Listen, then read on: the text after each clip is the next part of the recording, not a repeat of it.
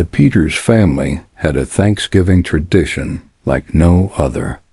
Every few years, when Thanksgiving coincided with a harvest moon, they would travel up to their family's old, creaky cabin, nestled in the heart of a dense forest. This year, it was one of those rare occasions. On the evening before Thanksgiving, they gathered around the fireplace, where Grandpa Henry told tales of family lore. His stories were usually light-hearted, recounting the family's journey across generations. But that night he grew quiet, his eyes glinting with an uneasy look as he glanced out the window at the enormous orange moon rising over the treetops. "Have I ever told you the story of the harvest soul?" he asked, his voice barely a whisper. The family chuckled nervously, thinking it was one of Grandpa's silly stories. But there was something about his voice, an uncharacteristic tremble, that made them stop and listen. "There's a tale," Grandpa Henry continued, "that every few decades, on a Thanksgiving with a harvest moon, a creature roams these woods, looking for souls to harvest. They say it's as old as the earth itself, feeding on the life it can reap. When it comes, it doesn't stop until it claims what it came for." Everyone in the cabin shivered, even the fire's warmth seeming to vanish. Grandpa Henry's words hung heavy in the air, a ghostly presence in their minds as they tried to sleep that night. Thanksgiving dawned cold and gray, a stark contrast to the warmth they were accustomed to. The family tried to shake off Grandpa's story, chalking it up to just an old folk tale. But as the day wore on, unsettling things began to happen. First, there were the footprints, massive, clawed prints that didn't resemble anything they'd ever seen.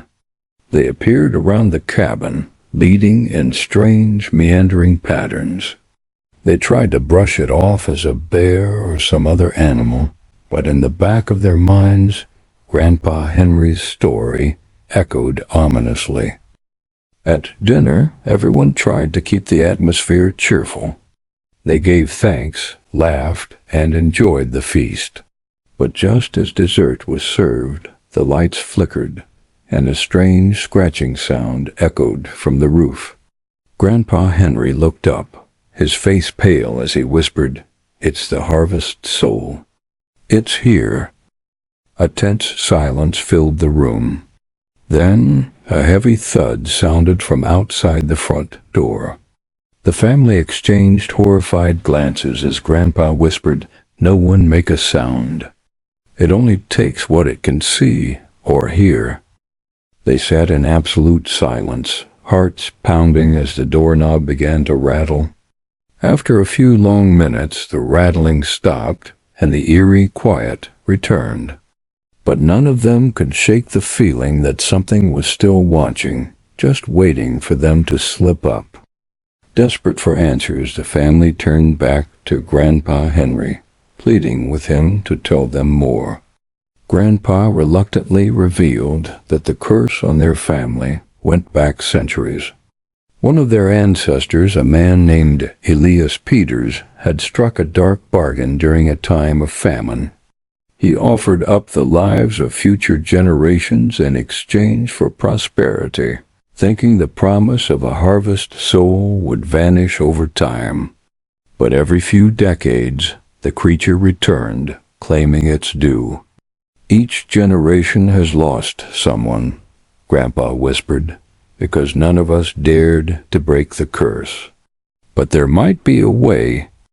They needed to find Elias's journal, hidden somewhere in the cabin, where he detailed the creature's origins and the curse. The journal, Grandpa said, held clues to breaking the harvest soul's hold on the family. The family split up, frantically searching through dusty drawers beneath floorboards and in dark closets. Finally, in a hidden compartment behind the fireplace, they found the leather-bound journal. As they read through it by flashlight, the family discovered that Elias had devised a ritual, a way to offer something else to the creature, something valuable enough to break the curse. But the price would be steep.